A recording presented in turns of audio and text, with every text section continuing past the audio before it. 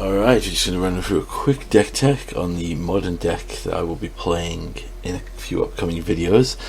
This is my Niv Mizzet Bring to Light deck in modern. Alright, so this is the deck that started it all for me. This was the first place I played Niv and one of the reasons I fell in love with the deck.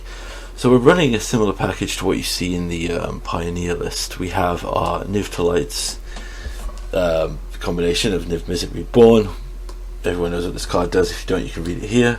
And Bring to Light with the Converge. Now, obviously we want to bring to light into a Niv, cast a Niv, then draw X cards from our hand, preferably a Bring to Light. The other things we run in this deck for early interaction and ramp, we run Growth Spiral and Safe Rite Passage here. These are run for ramping and gaining us a drawing of a card.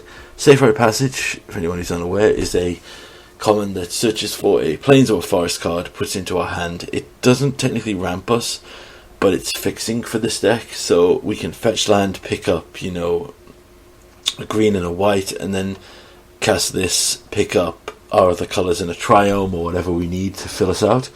We only run 2 of them because they'll come clear in a bit. 4 Lightning Helix for aggro and mega playing creature matchups, one of my favourite cards ever. Love this artwork in particular. Can't wait for it to join Historic in a few weeks. Moving along, we have Dreadbore and Terminate as answers to creatures and planeswalkers. With Tyrant Scorn for early aggro / bouncing a big creature back to an opponent's hand. Not the greatest, but like even a tempo play of just returning, like even stopping Tron's Wormcoil. It's not the best, but it can be very influential. Drown in the Loch, 9 times out of 10 this will counter something straight up. Like in modern there's always a fetch land cracked or something, so, or even against, well, not Tron so much because their mana costs are huge, but you'd be surprised how often this can answer / kill something relevant. Dovin's Veto to deal with control and anything insanely broken. Obviously one of the great things with this is sniping the answers from Tron and stuff. We run a Valky, Tibalt, Cosmic Imposter, show face art, because it was the cheapest, ironically. The reason we run this, even though the rules have changed so we can't cascade into Valky Tibalt anymore, we can still bring to light into Tibalt, because basically we put Valky on the to be cast pile, and then we choose which side we want to cast for free. So we can essentially cheat Tibalt for 5 mana. And that's a common line you'll see in this deck. We will Niv Mizzet, draw another Bring to Light, then Bring to Light for Tibalt for advantage, or Bring to Light for whatever we need to deal with it. Excuse me. Moving into our 3 drops, we have a Klothys for graveyard haste and just general value, and just such a good card. I love this card. No other way to describe it. Maelstrom Pulses as good generic answers for multiple permanents or tokens. Kolaghan's Command, because it is the greatest command card ever printed. The Royal Scions are kind of a placeholder right now. They are, honestly, it's one of my favourite cards from Eldraine that I think didn't see enough play, obviously because certain things overshadowed it. Just giving trample to some of our earlier creatures or first strike. Looting for effects. It's probably going to get replaced with Prismari Command when it comes out. And Kaya's Guile, which is one of my favourite spells as well, which is like insane. Answering graveyards is always relevant in in modern. Exiling or edicting a player, it's great in instant speed. Then we move on to our 4 drop. So we're running a Binding of the Old Gods because I'm just trying it out here.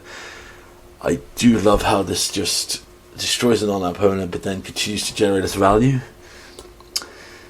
Solar Blaze is our board wipe answer to a lot of the big creatures that are around.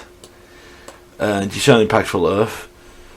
Surprisingly relevant how much this shuts off. Very good. You'll notice in our mana base we run quite a few basics just to cover Path to Exiles and Ghost Quarter effects and stuff like that, and Field of Ruins, just to ensure that we can continue hitting our colours. And finally we run Free of Bloodbraid Elf, and I know this art is controversial, but I personally love this art. The Cascade effect, if you look at our deck, is always relevant here. I mean, it will always hit something great. I mean, the worst thing we could probably hit, apart from like a counterspell that we can't cast, is probably a Valky, and then being stuck casting the Valky side. But even then, that's still, value of what we get out of it.